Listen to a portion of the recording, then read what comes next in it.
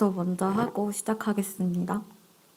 사랑의 주님, 부족한 제가 이 자리에 나와서 간증할 수 있게 해주심에 감사를 드립니다. 주님, 그동안 저에게 주셨던 사랑과 은혜들을 나누고자 함이니 듣는 이들로 하여금 은혜가 되게 하시고 저의 생각으로 말하는 것이 아니라 주님의 생각만을 온전히 전할 수 있게 도와주세요. 마치는 시간까지 함께 해주실 것을 믿고 감사드리며 예수 그리스도의 이름으로 기도드립니다. 아멘. 시간을 빨리 하라고 하셔서 제가 랩을 해도 이해해 주시길 바랍니다.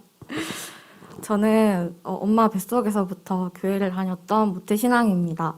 올해로 25살이 되었는데 25년 동안 제 인생에 어떻게 하나님이 저와 동행해 오셨는지에 대해서 나누고자 합니다. 우선 저는 어렸을 때부터 교회를 다녔기에 정말 아무 생각 없이 주일에는 당연히 교회를 가야 되는 줄로 알았고, 헌금을 내라고 엄마가 주신 돈을 다른 친구들이 교회 앞에 슈퍼에서 뽑기로 날려먹을 때 저는 부러운 눈으로만 쳐다보고 하나님께 헌금을 드리던 아이였습니다. 또 친구들이 일요일에 놀러 가자고 할 때 교회에 가야 한다고 안 된다고 거절하며 또 모든 과제가 있곤 하면은 무조건 토요일에 해야 된다고 우기던 아이였습니다. 정말 아무 생각 없던 어렸을 적이지만 생각해보면 어렸을 때부터 주일 성수와 예물을 드리는 것에 순종할 수 있도록 하나님이 훈련하셨다는 생각이 듭니다. 별다른 의심 없이 당연하게 순종할 수 있게 해주신 하나님께 감사를 드립니다. 그렇게 초등학교 6학년 때부터는 반주자로 쓰임받기 위해서 피아노 반주 레슨을 받았습니다. 사실 어렸을 때부터 피아노 학원을 정말 다니고 싶었는데 엄마가 보내주시지 않았어요. 그래서 피아노 학원에 먼저 다니던 언니를 따라서 피아노 학원에 가기도 했고, 언니가 배우던 거를 어깨너머로 보면서 제 이름을 배우곤 했습니다. 그러던 어느 날 엄마가 학원에 다니게 해주셨는데, 지금 생각해보면은 교회 반주자로 서려면 체르니 50까지는 배우고 와야 할 수 있다고 보혜쌤이 했던 말을 엄마가 듣고 저를 반주자로 세우고자 피아노 학원에 보내주신 것 같습니다. 어떤 목적이 있었던 간에 저는 그냥 순종하는 마음으로 반주를 했습니다. 그렇게 20살이 되어서 대학생을 하게 되었습니다.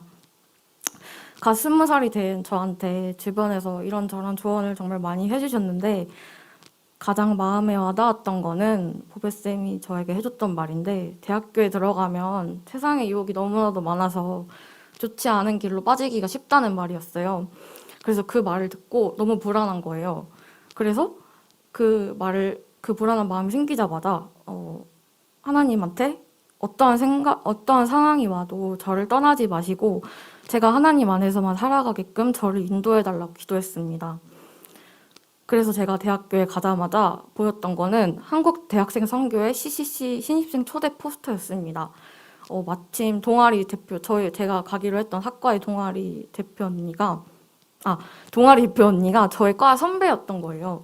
그래서 그걸 보고 여기라면은 내가 과 생활도 열심히 할 수 있고 내 신앙생활도 잘할 수 있겠구나 싶어서 그 길로 그 대표 언니한테 연락을 하고 동아리 방으로 향했습니다. 그날 처음 만난 사이였는데도 저한테 서스럼 없이 자신의 신앙생활을 나눠주셨고, 저 또한 마음의 문을 열고 살아왔던 제 삶을 모두 나누게 되었습니다. 그렇게 저는 동아리에 들어감으로써 일주일 동안 예배를 총 4번 이상 드리게 되었습니다. 학교에서 저희 학교가 대학교가 미션 스쿨이라서 정규 채플이 있었어요. 그래서 정규 채플, 그리고 저희 학교 CCC 동아리에서 드리는 채플, 그리고 CCC 연합에서 드리는 지부 채플, 또 저희 교회 금요기도회, 또 주일, 이렇게 정말 감사하게도 하나님은 제가 세상에 나가서 유흥을 즐길 수 없게끔 모든 시간과 방향을 정말 하나님 앞으로만 향하게 이끌어 주셨습니다. 그래서 대학교에 가서도 친구 관계도 원만하게 잘 이끌어 주셨습니다. 제가 주로 점심시간에는 CCC 활동으로 대학교에서 전도를 하러 나가거나 그 동아리방에 모여서 다른 활동을 할 때가 많았습니다. 그래서 저희 학과 친구들보다는 CCC 친구들과 어울릴 때가 정말 많았어서 내가 학과 친구들한테서 혹시 소외되면 어떡하지? 이런 걱정을 정말 많이 했는데 그러한 걱정이 무색하게 제 학과 친구들이 먼저 이제 점심시간이 되면 오늘 CCC 하러 가는 날 아니냐고 잘 갔다 오라고 먼저 이렇게 얘기를 해줬고, 지금까지도 대학교 친구들이랑은 연락을 잘 주고받고 있을 정도로 관계가 잘 이어져 오고 있습니다. 지금 생각해보면 제가 세상의 것을 구하려고 하는 게 아니라 하나님의 영광을 위해서 했던 일이기 때문에 주님이 교우 관계도 원만하게 잘 이끌어 주셨던 것 같습니다. 그리고 제가 CCC를 가입하게 되면서 인생 처음으로 금식 수련회를 가게 되었는데요. 저희 엄마 순장이 금식 수련회를 정말 저한테 엄청 권유를 했는데 금식이라고 하니까 너무 그날 꺼려지는 거예요. 제가 20살이었는데 금식이라고 하니까 굶어야 되니까 너무 꺼려지는 거예요. 그리고 뭔가 힘들 것들이 너무 눈앞에 뻔히 보여서 금식 수련회 선뜻 참석한다고 하기가 정말 망설여졌습니다. 그래서 또 안 가려고 마음을 먹으니까 하나님이 자꾸 저의 마음을 찌르시더라고요. 어떻게 찌르셨냐면 제가 동아리 CCC 체프를 드리면서 간사님이 전하셨던 말씀이 시편 139편 23절에서 24절 말씀인데 이 말씀이 하나님이여 나를 살피사 내 마음을 아시며 나를 시험하사 내 뜻을 아옵소서 내게 무슨 악한 행위가 있나 보시고 나를 영원한 길로 인도하소서라는 말씀이었어요. 여기서 이제 금식 수련회 안 가려고 했던 행동이 악한 행동이고 이제 그런 것 같아서 말씀을 듣고 그런 것 같아서 결국 가겠다고 했고 3박 4일에 금식 수련회에 참석하게 되었습니다. 첫째 날, 둘째 날까지는 정말 잘 버텼던 것 같은데 셋째 날에 이제 거의 마지막 날을 앞두고 그때 아침 기상 때부터 몸이 정말 너무 안 좋았어요. 그래서 셋째 날 오전 집회를 드리는데 너무 힘들어가지고 도저히 일어나 있질 못하겠더라고요. 그래서 누워서 찬양을 드렸는데 그때 이제 찬양팀에서 부르던 곡이 하늘 위에 주님밖에라는 찬양이었어요. 근데 찬양의 가사가 하늘 위에 주님밖에 내가 사모할 자 이 세상에 없네. 내 마음과 힘은 믿을 수 없네. 오직 한 가지 그 진리를 믿네. 주는 나의 힘이요. 주는 나의 힘이요. 영원히 주를 의지하리. 라는 가사였어요. 그래서 그거를 듣는데 누워있으면서 그 순간 눈물이 나는 거예요. 그래서 저도 같이 일어나서 그 찬양이 너무 부르고 싶은 거예요. 그래서 그 누운 자리에서 하나님한테 기도했습니다. 주님, 제가 너무 지금 힘들어서 누워있습니다. 쟤는 힘든 가운데 있지만 주님이 힘 주시면 저도 같이 일어나서 찬양 드리겠습니다. 찬양할 수 있는 힘 주세요. 라고 기도를 드렸는데 그때 이제 어지러웠는데 머리가 안 어지러워지고 차가웠던 손발이 따뜻해졌습니다. 그래서 일어날 수 있게 돼서 같이 일어나서 찬양을 드리는데 이제 하나님이 제 기도를 들어주신 거잖아요. 그래서 그게 너무 감사한 거예요, 그때. 그래서 그때 진짜 그냥 눈물이 엄청 많이 나오는 거예요. 그래서 다들 막 신나는 찬양이니까 막 뛰어 부르고 하는데 저 혼자 막 서가지고 울고 막 계속 그냥 울고 막 그랬어요. 그래서 그때 처음으로 이제 제 마음에 언제나 항상 주님이 저와 함께하고 계신다는 것을 느끼게 되었습니다. 금식 수련회에서 저한테 주셨던 말씀은 요한복음 15장 5절 말씀입니다. 이 말씀이 아까 저희 교동문 읽었던 것처럼 나는 포도나무요 너희는 가지라 그가 내 안에 내가 그 안에 거하면 사람이 열매를 많이 맺나니 나를 떠나서는 너희가 아무것도 할 수 없음이라. 아멘. 이 말을 통해서 저는 제가 어떤 순간이 오든 제가 하나님 안에 거하면 주님이 저의 길을 보장하여 주시고 이끌어 주시고 함께해 주실 것이라는 확신이 들었습니다. 그렇게 저는 대학 생활도 주님 안에서 보낼 수 있게 되었고 저는 이제 졸업을 앞두고 취업을 준비하는 취준생이 되었습니다. 대학 성적은 나쁘지 않은 편이었는데 학교에서 그때 대학교가 서울이었는데 저희 집에서 학교까지 편도만 2시간이 걸렸어요. 그래서 정말 장거리였고 왕복은 4시간인 거죠. 그래서 정말 장거리였는데 장거리라는 이유만으로 저희 학과 취업 순위에서 제가 밀려나게 되었습니다. 저보다 성적이 더 안 좋은 친구가 저보다도 더 먼저 취업을 하게 되었습니다. 그걸 보면서 솔직히 너무 속상했습니다. 억울하기도 했고 정말 억울했지만 하나님이 그래도 더 좋은 곳으로 저를 인도하여 주시겠지 믿고 기도하며 하나님의 때를 기다렸습니다. 1월부터 졸업을 앞둔 3월까지 겨울방학 기간 동안 취업을 준비하면서 처음으로 누군가한테 쫓기는 악몽도 꾸고 여러모로 마음의 불안함과 어려움이 있었습니다. 그때도 주님을 믿고 기도하는 기도도 정말 많이 했지만 그때 이제 마음의 불안이 너무 가득해서 하나님을 원망하는 기도도 많이 했습니다. 그동안 어떤 일이든지 순종했는데 왜 저는 좋은 곳으로 이끌어지지 않나요? 하고 원망하는 기도를 했습니다. 근데도 하나님을 원망하는 그 기도를 그렇게 했어도 결국은 제가 제 입에서 하나님만 믿고 나아가겠습니다. 라는 기도를 하게 되더라고요. 그래서 그냥 제 주어진 자리에서 열심히 취업 준비를 하면서 때를 기다렸습니다. 그러던 어느 날 제가 구직 사이트에 올려놓은 자기소개서를 보고 저에게 면접을 보러 오라는 전화를 받게 되었습니다. 이제 취업을 준비하다 보면은 구직 사이트에 이력서를 많이 올려놓는데 그때 이제 제 이력서를 보고 헤드헌팅이라고 회사에서 직접 연락을 하는 게 아니라 인력 사무소 같은 데서 연락이 정말 많이 와요. 근데 저는 이곳에서 오는 전화는 받지 않겠다고 다짐을 했기 때문에 또 하도 그런 전화를 정말 많이 받아가지고 그날도 그런 전화가 온 줄 알고 정말 잔뜩 의심스러운 말투로 헤드헌팅 아니냐고 물어봤는데 아니었던 거예요. 그리고 그 회사의 인사 담당자분이 제 이력서를 열람을 직접 하시고 직접 저한테 전화를 하신 거였던 거예요. 그래서 또 저는 그 회사를 처음 듣는 회사고 제가 원래 가려고 했던 계열의 회사도 아니었고 제가 잘 모르는 또 전기자동차 쪽 계열이라고 해서 그 담당자분한테 저는 사실 그쪽 계열을 잘 모르고 또 저는 그 회사를 모릅니다. 그래서 회사를 모르고 면접에 가는 거는 예의가 아닌 것 같습니다. 라고 했더니 그분이 뭐 연봉이랑 좋은 처우들을 얘기를 하면서 저를 설득을 하시더라고요. 면접을 보러 오라고. 그래서 또 그분이 말씀하시는 거를 듣다 보니까 제가 직장을 놓고 구할 때 기도했던 기도 제목과 일치하는 부분이 또 있어서 또 그 얘기를 듣고 주님이 저를 보내려고 계획하신 회사라면 제가 면접 볼 때 마음에 드는 순간이 생기게 해달라고 주님한테 기도를 했습니다.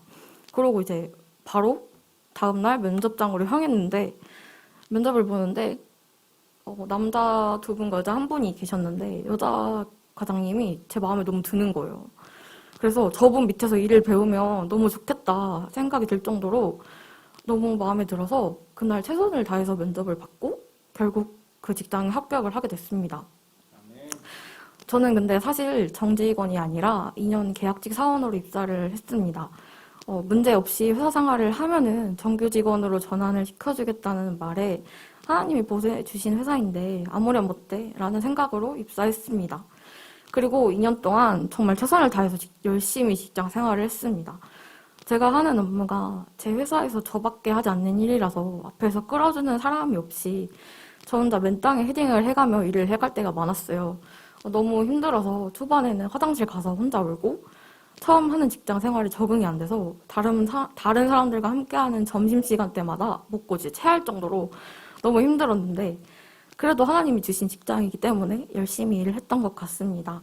이때 제가 의지했던 말씀은 강하고 담대하며 두려워하지 말며 놀라지 말라. 내가 어디로 가든지 내 하나님 여호와가 너와 함께하느니라. 여호수아 1장 9절 말씀입니다. 그리고 2년이 지나고 저와 함께 이제 계약직으로 입사했던 분들이 정규직으로 전환이 되는 걸 보고 저도 당연히 정규직으로 전환이 될 줄 알았어요. 이제 2년이 다 채워가고 전환 여부가 결정될 즈음에 인사팀장님이 저를 부르시더니 저한테 이번 달까지만 저아씨랑 함께 할 수 있을 것 같습니다. 본사의 정책이 바뀌어서 이제 계약직 사원을 정규직으로의 전환이 어렵게 되었고 내일부터 당장 바로 인수인계를 받으실 분이 면접을 보러 오실 거다라고 저한테 얘기를 하시는 거예요. 그래서 그때가 4월 연휴를 쉬고 돌아온 출근한 첫날이었거든요.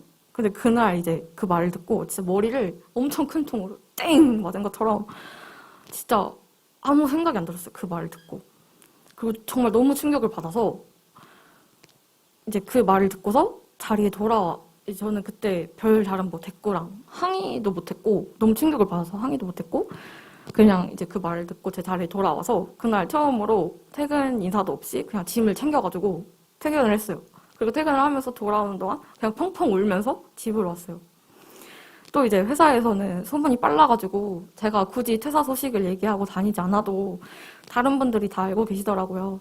그래서 저와 같이 일하던 저희 팀분들은 제 퇴사 소식을 아시고는 그 길로 바로 이제 저희 팀장님을 찾아가서 제 퇴사를 막아달라고 당사자인 저보다도 더 발벗고 나서주셨고 제 퇴사 소식을 듣고는 정말 그동안 너무 고마웠는데 아쉽게 됐다면 밥을 사주시겠다고 하시는 분도 계셨고 또 다른 분들은 왜 계속 있냐 인수인계고 나발이고 그냥 나간다고 해도 전혀 이상하지 않을 상황이다.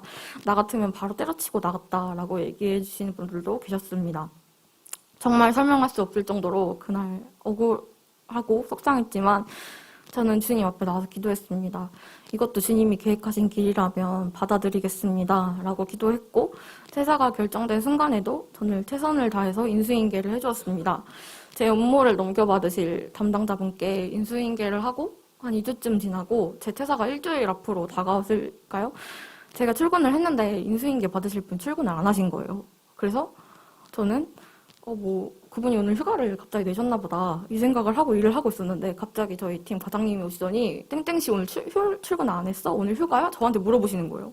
그럼 당연히 그분이 얘기를 하고 갈 거라고 생각을 하고 말씀을 안 드렸는데 그래서 이제 오늘 혹시 휴가를 내신 줄 알았다. 과장님 모르시고 계셨냐 했더니 모르신다는 거예요. 그래서 이상해서 그분한테 전화를 했어요. 제 인수인계를 맡던 분한테 전화를 했는데 전화를 했더니 신호음이 한번 뚜루룽 가더니 끊기고 상대방이 통화를 할 수 없어 소리샘으로 연결 점점점 이런 음성 메시지가 들리는 거예요. 이게 바로 수신 차단을 당했을 때 들리는 메시지인데 제가 수신 차단이 되어 있는 거예요. 그리고 다시 전화를 해봐도 똑같았어요. 그리고 그 과장님도 전화를 해봤는데 과장님 전화는 신호는 갔지만 받진 않았어요. 그리고 또 그때 하필 저희 팀장님도 휴가라서 자리에 안 계셨는데 이제 나중에 알고 보니까 그 인수인계 받으실 분이 몸이 안 좋아서 출근을 못한다고 팀장님한테 연락을 했던 거예요. 그래서 그런가 보다 하고 열심히 제 일을 하고 있었는데 갑자기 또 사람들이 분주한 거예요. 그래서 뭐지? 이러고 보니까 그 팀장님이 저희한테 잘못 얘기를 하신 거예요. 그 인수인계 담당자분이 새벽에 팀장님한테 저 몸이 안 좋아져서 이제 앞으로 출근을 못 하게 될 것 같습니다. 앞으로 못 할 것 같습니다. 하고 카톡으로 무단퇴사 통보를 한 건데 팀장님이 그걸 잘못 보시고 몸이 아파서 그냥 그날만 못 나오나 보다라고 하신 거예요.